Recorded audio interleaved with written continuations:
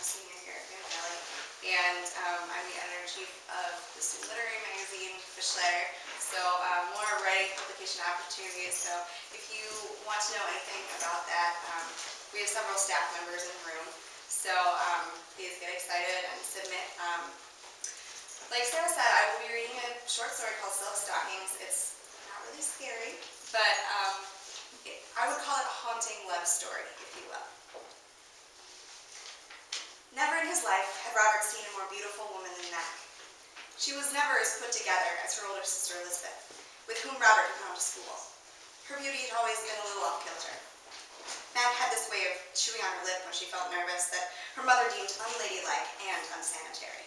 While Robert at the edge of the mahogany dining room, wishing to say nothing contrary to Mrs. Temple, though he deeply disagreed. Robert loved his little moth all the more for it, because it made her stand out from the rest of her Southern Baptist family. Baby, you're the only light I ever saw. As she came down the stairs, Robert couldn't take his eyes off her. She didn't float as a vision should. She stumbled in her new kitten heels, maintaining a sweet composure on her heavily made-up face. Her smile stood stiff in its place, as if drawn on, never faltering, though her worried eyes betrayed her. Congratulations, came a voice, drawing Robert from his fantasy. She's a beautiful woman, it continued, unaware of the effort it took Robert to remember his name. The Temples had too many old family friends to keep track of. Ah, Robert replied. Excuse me. He pushed past Nick, only to be caught by numerous members of the other prominent county families. Robert had nothing to say to any of them. Like his little moth, he kept a pasted smile in place, as his only defense against the elitist crowd that surrounded him. He stood back and watched them mingle, champagne glass in one hand, each one spidery a mere attempt to outdo everyone else in the room.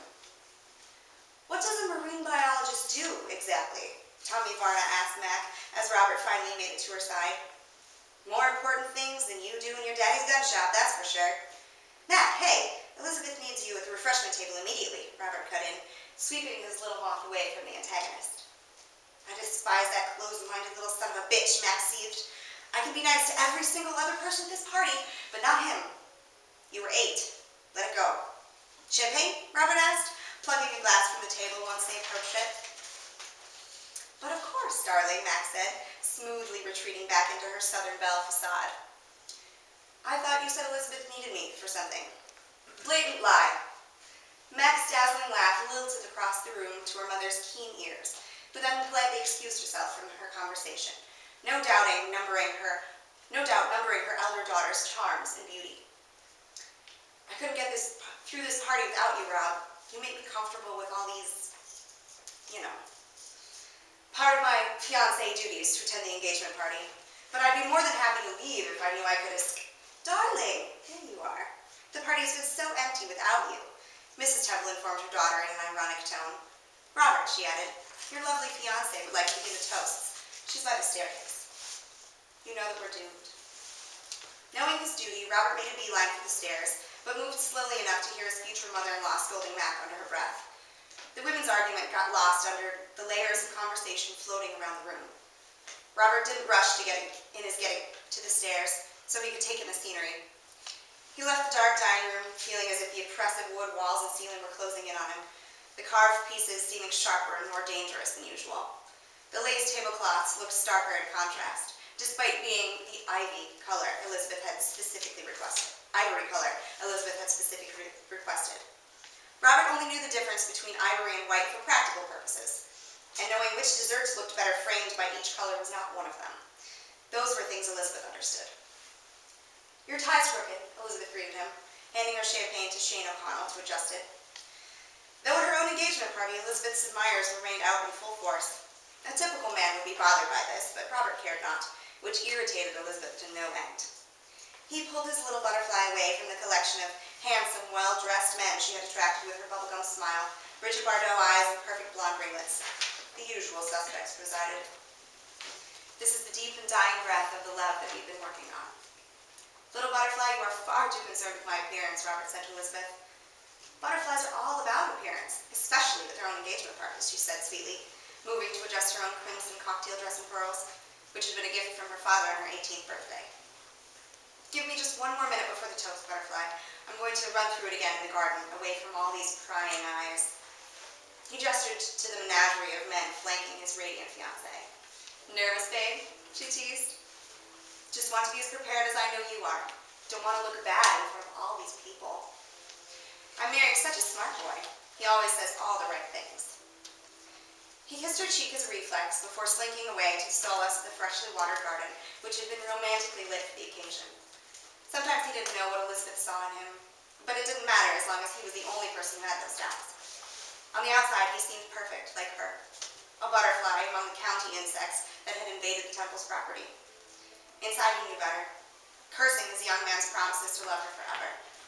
In the fever, he loved her. In the aftermath, he loved her. In the thrill of keeping himself from her, he feared her. His moth's heart beat fast, afraid he was really making a mistake. Robert lit a cigarette, his first in years, and smoked through 2 more by the time he heard the glass door open. He expected to see Elizabeth, and began to walk toward the source of the sound instantly, tossing the evidence of his insecurity, hoping she wouldn't taste the deception in his face. I can't seem to hold you like I want to. You coming? He blinked a few more times before making out Mac's silhouette in the doorway, the lights and sounds of the party behind her. Robert felt all his blood rush to his heart, and his love for her trying to tear its way out of his mouth. He held back as she approached, pulling out another cigarette. Eventually. You know how impatient my sister is. All too well, Robert snorted. Elizabeth would not have stood for such a sound escaping him in public. You never told me what you thought of my outfit. Did it look better on Elizabeth? Mac prompted, closing the door behind herself. In all honesty, everything looked immaculate on Elizabeth, but in Robert's eyes, her perfect beauty dimmed when compared with this little moth. Everyone appreciates a butterfly, but not all know how to love a moth. They're mysterious creatures that hide insecurely in the dark, all their lives longing for the light. Both moths regarded one another in the moonlit garden, neither willing to accept their fate. Matt came closer and the entire world faded into darkness and silence. Robert didn't know how long he could stay away.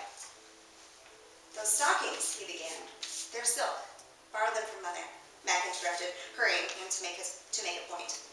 They make your legs seem so... Robert fumbled for words, with perfume seeping into his nostrils, knowing what she wanted to hear but unable to produce the proper sounds. Perfect, she sighed. Tan! Robert overlapped. Well, yes. He wanted to tell her how perfect she already was to him, without the stockings, without the jewelry, none of it suited her. But Robert knew Mac would hear none of his humble praises. Everyone in the house could leave, and he wouldn't notice. Well, he would. Fewer interruptions.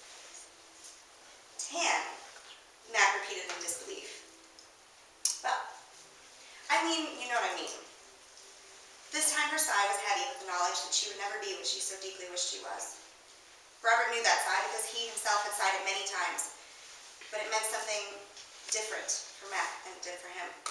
She wasn't the type to repeat the same action over and over, only to get the same results, and she finally had hit her wall. Robert was more tolerant of himself and the promises that bound him to Elizabeth and her lavish world. Mac chose this moment to laugh. She took a cigarette and sat on the brick sidewalk, and Robert instinctually followed. How can you want this? Robert watched her take a drag from his cigarette, which was possibly the sexiest thing he had seen in all 26 years of his life. He debated telling her all the reasons for his staying, but decided to keep the most damaging from her. I made promises I had to keep, he said honestly. Then all I had was my word and a pretty girl who believed everyone. This is where I'm meant to be. And I've always had my little moth to get me through, Robert said, unthinkingly sweeping a loose curl off her shoulder. Skin on skin. Mac froze. Robert panicked.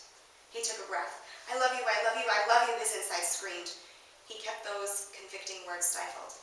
If Robert hadn't had so much practice restraining himself, his lips would have betrayed him by now, one way or the other. Don't you dare say a word, Mac hissed at him, roughly passing the cigarette back.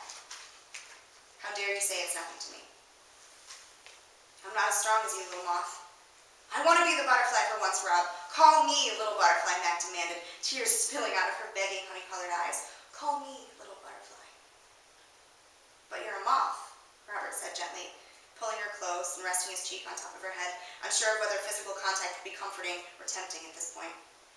Mac tensed at his touch, so neither was correct. You were beautiful and gentle, but not in the way people understand, he soothed, feeling her relax into him. You are rare and mysterious, like your namesake, and that makes people uncomfortable. As he spoke, he smelled her hair, almost intoxicating him to the point of confessing his love. They had never been this close for this long, which thrilled him and terrified him. Not you.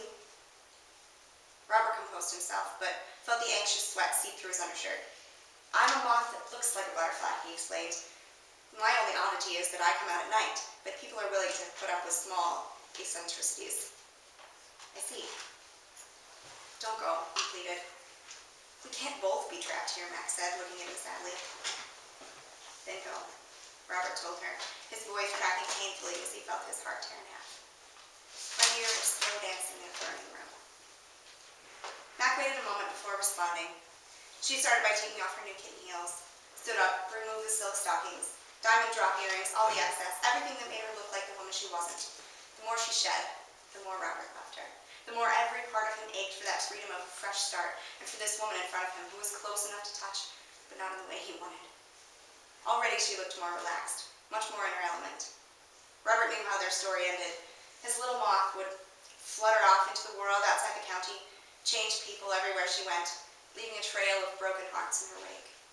Traditional county people didn't know what to make of Mac in the first place, but the city would love her fiercely until she left it. Laughter pealed out of Mac's mouth and echoed through the still garden when she tossed her head back in the bliss of the moment. Finally making eye contact with Robert, she placed a soft hand on his cheek, which he covered with his own, grasping at what he knew was his last chance with this little moth. Thanks for making my sister happy, and making my family proud, Mac whispered. He pulled her close, fingers in her hair, eyes closed. Thanks for being you. Mac kissed Robert on the cheek before rising from the brick sidewalk, the noise of the party inside fading back into his awareness. Unable to form words, Robert stood and followed Mac into the house, back into the whirlwind of the life he had chosen for himself. The lights of reality shocked his eyes. He located Elizabeth in the crowd and crossed to her, hand on her back like she liked, kiss on the cheek, a fraudulent smile masking the pain he knew he would carry for the remainder of his natural life. I make the most of all the sadness. Robert snagged 2 glasses of champagne from a passing waiter, one for himself and one for Elizabeth, though he wished both were for himself to drown his sorrows with. Out of the corner of his eye, Robert saw his little moth slip toward the heavy front door, serving as a reminder to him of the immovable and complicated barriers between him and everyone in his life. Robert knew once Mac closed that door, she would never return. With a look of resignation, she nodded at him briefly. Once. Robert closed his eyes and kissed his little butterfly as his little moth disappeared into her native